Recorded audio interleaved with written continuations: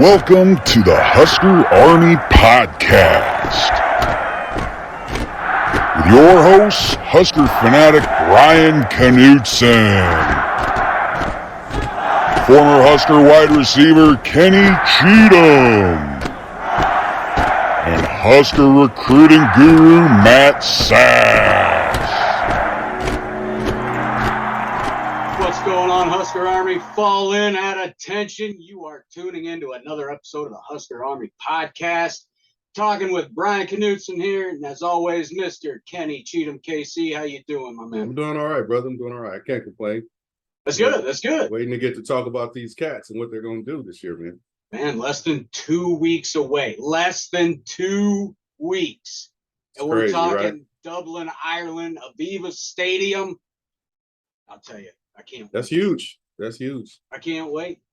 So, I mean, let's get into your area of expertise. You know, wide receivers. A lot's changed since you played the game in Nebraska.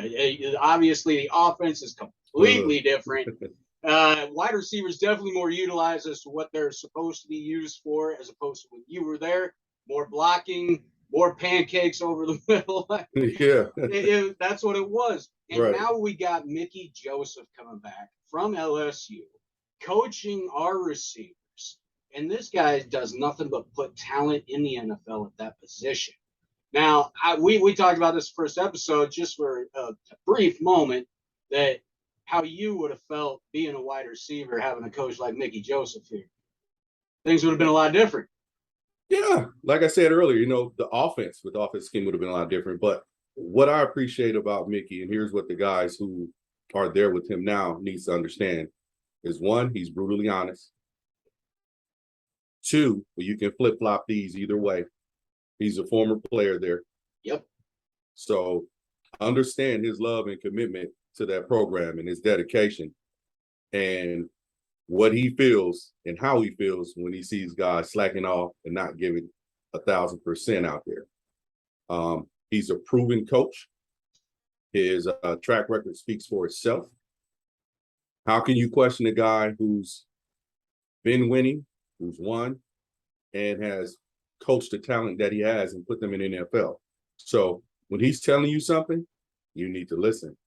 You need to pay attention, not take it personal, work on getting better, and things will turn out right for you. But I think it's awesome. I think what he's doing with his honesty is what's needed up front.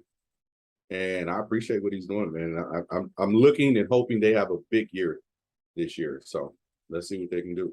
I agree, Kenny. I mean, you look at somebody like Mickey Joseph coming from LSU, bringing a guy like Trey Palmer basically with him. I mean, transfer from LSU. It just seems like kids really want to follow wherever this man goes, because if they've got admirations going to the next level, it seems like he is the point. He is that point that you've got to go through. Right. And what can you dispute if he comes into your home to sell you on playing for him in the college that he's at?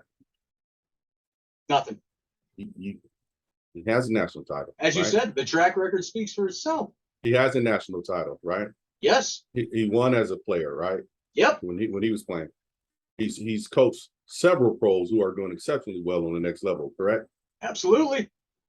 Okay. That's it. No said. That's it. At some point, you have to sit up there and say, when it comes into your house, oh, okay, I get it. And then if you're relatable to the kids, which I think he is. Difference. It makes a big difference. You know. Yeah, he understands the kids. It seems. He's a little bit younger of a coach, so it seems like he's got his fingers on the pulse of the youth of football. So he knows what it takes to get these kids to go where he wants. And he's, like you said, he's not blowing any smoke up the butt at all. Right. He's telling them exactly what they're going to be doing when they come here, if you're going to start, if you're not, how long you're going to wait, what you need to do so. And he's no nonsense. I love it. Right. That's what you want. That's what you want. Don't sugarcoat anything you're telling me. Give it to me brutally honest. That way I can either take it on the chin and get better, or take it on the chin and collapse. Yeah, Which person are you? We've talked about that off camera before. And Mhm. yeah, I know exactly what you're talking about there. Right. So hey, And let's get it. speaking of what he talks about being like no nonsense, he had some comments in a press conference the other day. Wanted to bring those up. He said about the wide receiver core, they understand where we're going. We strive for excellence every day in our room, and that's what we're going to do every day. And he said guys are out there just stepping up. I mean, really, you look at guys like Omar Manning. We're looking for big things from him this year. Alante Brown, looking for big things from him. Unfortunately, Dakotas, quick news on that. Looks like ACL injury, going to lose him for the season. But so is it ending the season for him? I know he was hurt, and I know they had the press conference, and Mickey was like, Coach Joseph. I mean, let me give him that respect. Was asking, mentioned something to ask Coach Frost about that. Yeah. So it is a significant knee injury that might have him out for the year. Yeah, I talked to Matt a little bit before he started. He's out at the farm again. His reception's horrible. That's why he's not here today. It's all right. No big deal. But yeah, that's what he said. It looks like ACL tear and probably going to be out for the season. Okay. Yeah, that's so unfortunate. I mean, that really helps that we've got as deep of a wide receiver core as we've got this year. I mean, right. not to mention the young man that transferred here from New Mexico State. He's looking to make an impact. Yeah, I haven't seen a wide receiver core for us like this in quite some time. Yeah, they're pretty deep this year. Aren't we about maybe 10 deep at that position? Yes. Yeah. It's been a while. I know we were running thin for a couple years, and I know that was Mickey was quoted to say, we're not looking for just 6. We have about 9 guys that could go at any time. That's what you want. That's what you want. You want to be able to have next man up mentality where you can put them in and don't miss a beat. So absolutely, everyone needs to be prepared and ready to go at all times. So if he's that deep, I mean, I know for years we said that we were thin at that position since Coach Frost took over. I know they were saying the receiving group was thin after Morgan and Spellman in that group. As far as the numbers, I know when we brought in Wandale, that group was a little bit in the class before that, but I know they were thin. Toure was really the deep threat of last year, and we only got the young man for one season. That sucks. Yeah. We really could have used him again. Yeah, absolutely. He did. He did his thing. Now he's doing good things in the NFL, making plays during preseason NFL. Yeah, he did his thing. He is. He's balling out, and I'm loving it. It's Cornhusker for his final year, and now he's got a fan base behind him for life. Yeah, absolutely. So yeah, and talking about Mickey Joseph, of course, and as we said, he's a no-nonsense coach. He expects you to be at practice. Yeah, he understands the guy's going to get nicked up, banged up. He's not asking you to play injured, but if you're just a little nicked up, he expects you to go. I think that's most coaches, Brian. I mean, if for him to vocalize it though is another thing. Yeah. I mean, I think that's most coaches. If you're well enough to practice, but not be able to go all out, shall I say, but well enough to practice and get through the practice without re-injuring yourself, then you should practice. If it's absolutely not severe. I can attest from this from 5 years of playing. If my injuries occurred, except for 2, and all of my injuries, significant injuries, occurred in practice. A lot of times I was limited, or when I didn't play a certain amount in games, people may not have known why, but I was nicked, but I practiced. I did what I could. And this jewel was dropped on me as a youth, but also when I got there, one of my favorite guys, he was hilarious, Christian Peters. Christian. He was something else.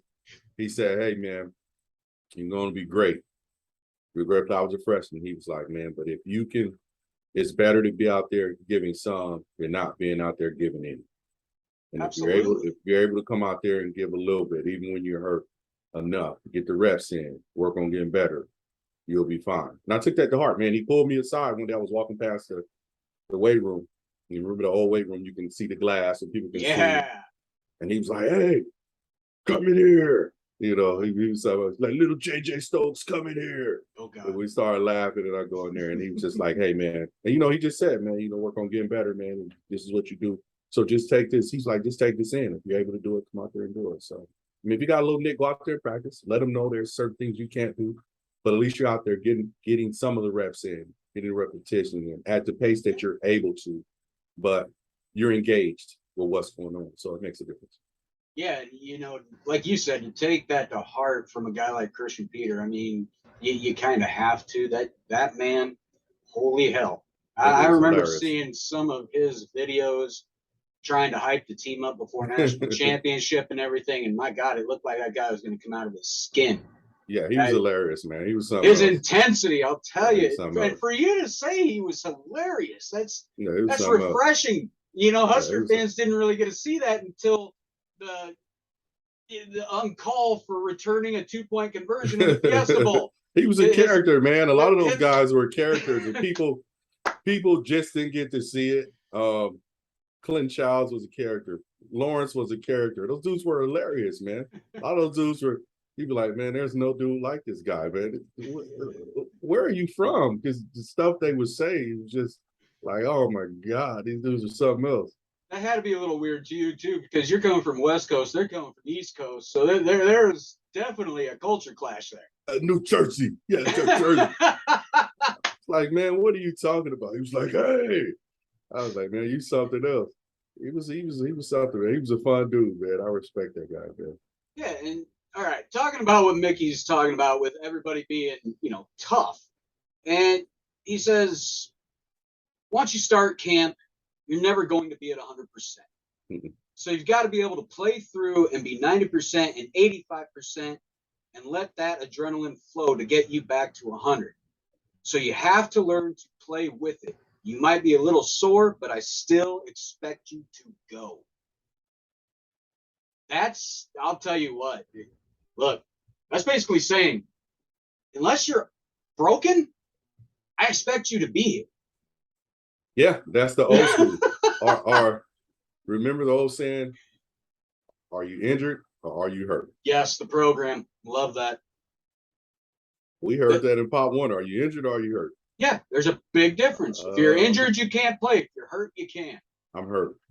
Yeah. Can you be able to go? Yeah. Let me shake it off, but let me go at a pace that's good enough for you to where I'm being, how can I say, useful. Yeah. You know what I mean? So yeah, I get it. They can be out there doing something. Yeah, absolutely. I mean, anything, catching punts, something, anything. Man, if you knew how many practices I took part in with strained hamstrings and, I bet. And things like that, and compensating. Now the other one's strained because I'm compensating.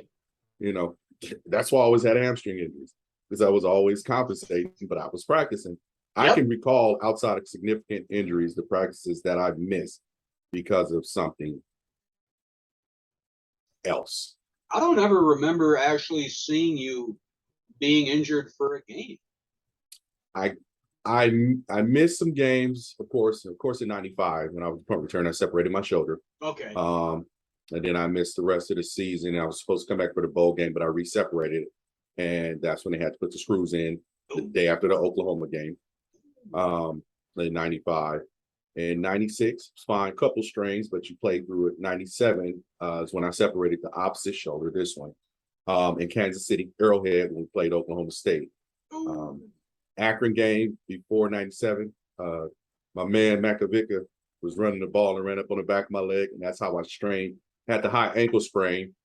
Actually, if you recall, I had a high ankle sprain and strained my quad.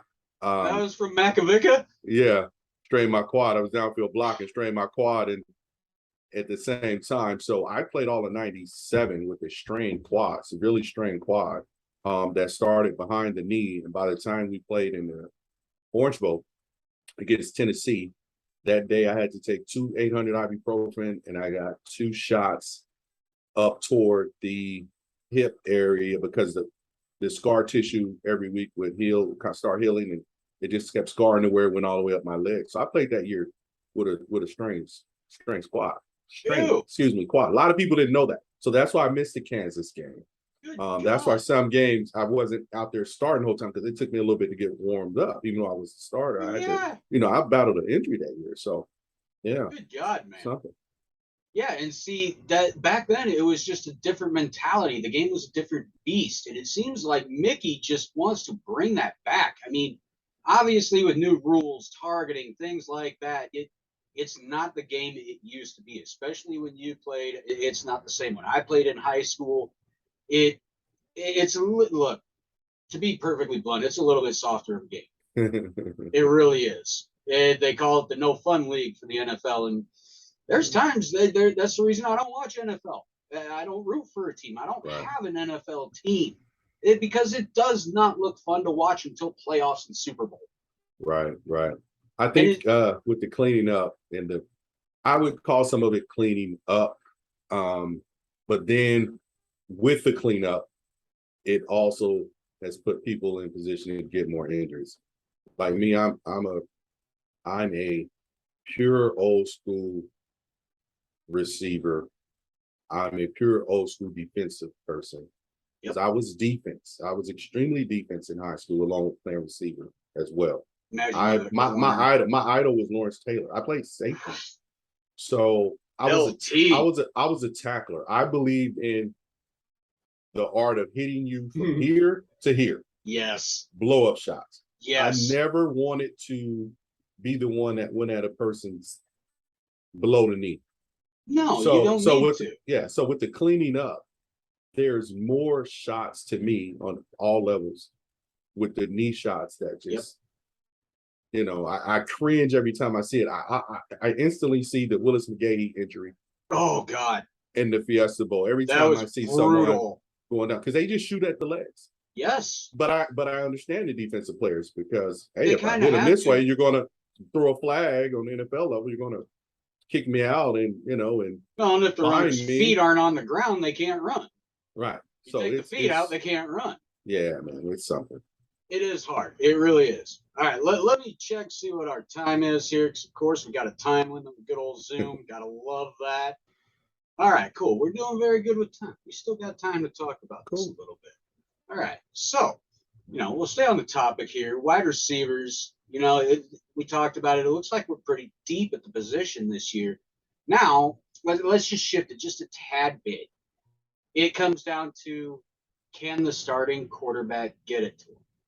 Now we just read a little bit about what Casey Thompson went through with the thumb injury and everything. Apparently, it was a lot more invasive and brutal than a thumb injury needs to sound. So for him coming back and being able to play at the level he's at, it's no small feat at all. Right. Now, it's pretty obvious, for us to say it's his job to lose. He's looking like the starter. I've watched highlights of him from last year with Texas. I'll tell you what, kid can drop the ball in from far. He's got good zip on it. And from what I've seen in the highlights, it's not the Casey Thompson we saw at the spring game. He looked a little sluggish in the spring game, in my opinion. So with him being at 100%, if he plays anything like the highlights I saw, I think we might have a quarterback that can get it to him without, sailing it on him. Yeah, that'll be a good thing. I mean, but here's my thing to that. Even if he's able to play well, are we able to protect him and give him the time to get the ball to the people to make the plays?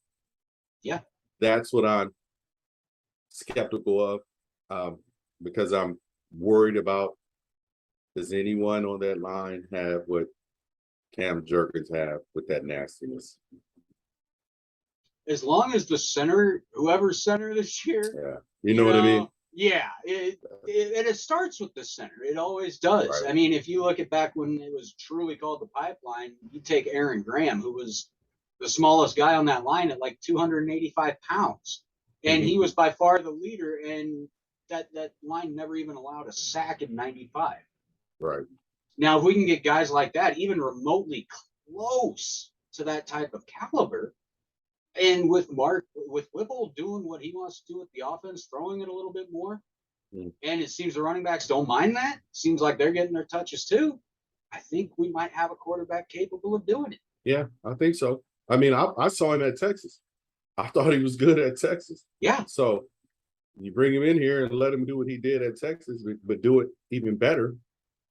Hey, that's a recipe for something good cooking up. So hopefully It all falls in place. And of course, I'm going to bring up your favorite topic of all time, What's that, man? the kicking game. Absolutely the kicking game.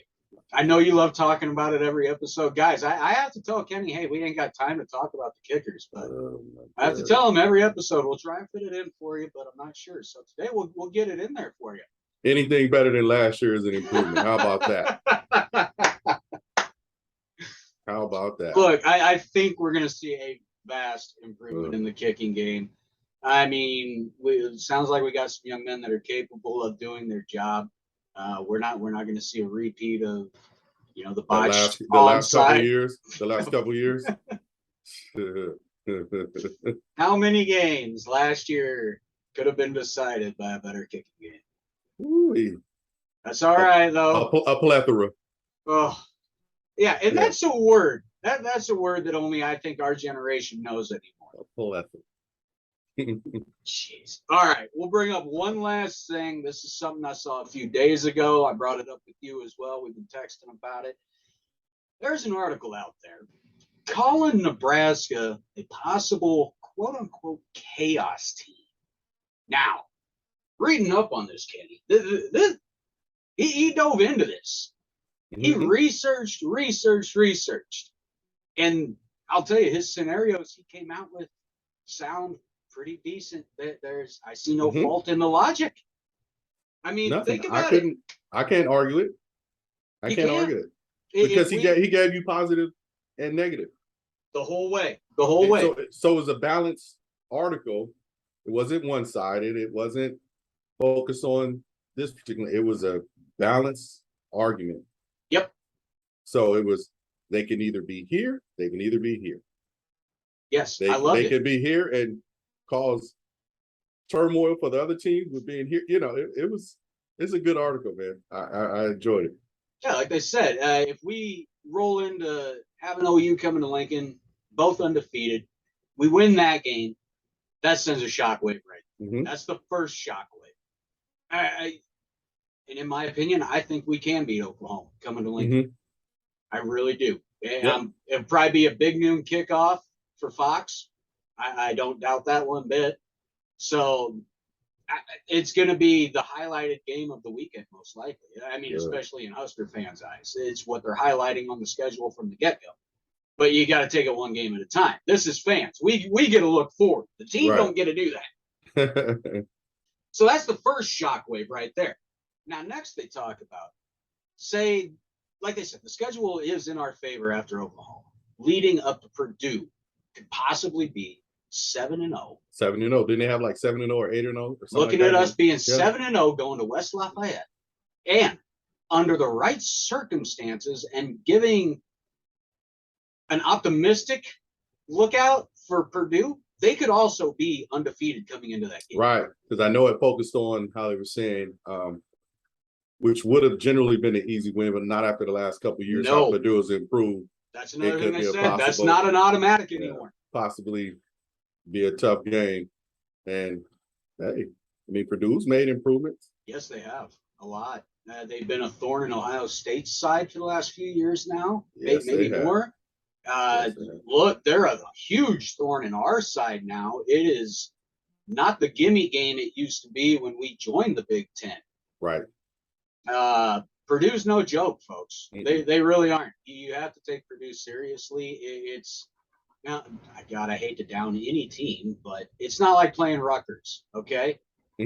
It's not. It's not like playing Rutgers at all anymore. All right, moving on from that, then they start talking about the last 3 weeks of the season. We go to Michigan, then we host Wisconsin, then we go to Iowa City to play Iowa. That's a stretch. Now, what they talk about is if we're still undefeated going into this, the implications of maybe Michigan still being undefeated, playing in the Big House, it would not only have implications on the Big Ten title, it would have implications for playoff contention. That's huge. Could we take down Harbaugh and his boys in the Big House? I think so. Should have taken them down last year in Lincoln. Damn right. I mean, so, yeah, I think it's definitely possible. I mean, we'll see what Michigan has this year. I mean, they've all of a sudden they're hyping them up every year, like because of hardball and expecting them to be great. But we'll see.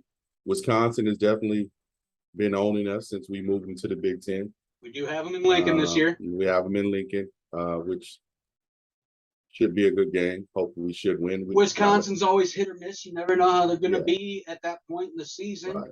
In Iowa, we should beat them. Game's been close, but we'll see. It is in Iowa City. I would like to break the 7-game streak in Iowa City. I really would. Look, I know Husker fans, you want to see it in Lincoln, but wouldn't you just want to see it, period? I just want to see the W. Exactly. Now we roll through that. Somebody tweeted out today, who would you like to see Nebraska play in a bowl game? And you know, the Husker Army account decided to tweet something out. Troop said whoever else is in the playoffs. I saw that. I think we're ready. I don't know what it is. The schedule plays in our favor. I know we said that a couple years ago, and we blew it. Yeah. Absolutely blew it. But us as fans, we get to speculate like this. We get to be optimistic. We'll see how we feel 4 weeks from now, 6 weeks from now. Who knows? If we are seriously talking about being undefeated going into West Lafayette, 7-0. Wouldn't you think at 7-0 we'd have to be shown a little bit of respect? I would think so. Being a top 10? I honestly think so. But if my memory serves me correct, now you can catch me if I'm wrong. Didn't we go into somewhere undefeated under Coach Riley and they got the brakes beat off of us? Close. We were undefeated going into the Wisconsin game, but we damn near pulled it off. They just didn't throw a flag on a pass interference on Western Camp. Okay. We got screwed. Somewhere we went and we were undefeated, and then it was one of those scenarios. That's exactly it. We had the schedule catered to exactly what we were hoping for. Things were rolling going into the Wisconsin game, being that close. Almost having it ripped away from you, it kind of brought the team down the rest of the season. Yeah, then they lose a couple after that. They did. They lost, I believe, 2 or 3 after that. Yeah, I'm thinking of like 10-3 or something. It was something like that. Yeah. All right, so that is exactly what we read in that article, folks. We're getting down to the nitty-gritty of the time. So we'll go ahead and wrap this one up for episode 2 of the Husker Army podcast. Kenny, last words, my friend. What are you thinking? We still got less than 2 weeks to go, so we got probably another episode or 2 to go before the kickoff. Man, what do you think? You getting more excited? Is the Kool-Aid getting that much sweeter? You know, I don't drink it. I like mine watered down. So I don't, like I tell you guys all the time, your hype videos, your tweets, your motivational stuff, I don't want to see it. It's all about W's and L's. Let me put that up there, however you want to do it. And L's, wins and losses. That's what I want to see. So let's talk. Show me. So yes, I'm excited, but I keep it leveled off because I don't want to get myself so excited that I'm down after if we lose. Because man, I take it hard, man. I can tell you guys, we take it hard. A lot of the former, I would say majority of the former players, we take it extremely hard. Yeah, as I've said before, time and time again, we think us as fans take it hard. And no. As far as somebody that's not playing to take it harder, former players, they take it way worse. Let me tell you, I'm still feeling the body slam from Ohio State and Lincoln a couple years ago when they called off the dogs in like the second quarter. Yeah, that was over at halftime. Oh man, I'm still recovering from that body slam. As long as those things don't happen anymore, I'm okay with it. Yeah, those type of blowouts. Yes, like last year. Look, granted, going 3-9 last year was nobody's ideal season at all by any stretch of the imagination. But you look at it, we set records. I mean, seriously, what team going 3-9 does that? None. We did. That's crazy. Yeah, just goes to show you. We're right there. All right. So, everybody, you know what the deal is by now. Follow us on Twitter and Instagram at Husker Army Pod. Kenny, where can everybody find you, my friend? On Twitter at Husker Nupe, HUSKERNUPE 1911. Instagram the same, and I'm on Facebook, so under my name. But if you want to come to Twitter, I'm on there, and I talk a lot of trash. I've been quiet the last couple years, but I think I'm going to unleash this year. So Kenny it's wants on. to smoke. Kenny All wants of to it. smoke. All of it. All right, everybody, don't forget to check out the guys we are affiliated with, the Husker Army fan page on Facebook. Thank you so much for this. We're loving what we're doing. So, till next time, everybody, Husker Army, at ease, and you are all dismissed.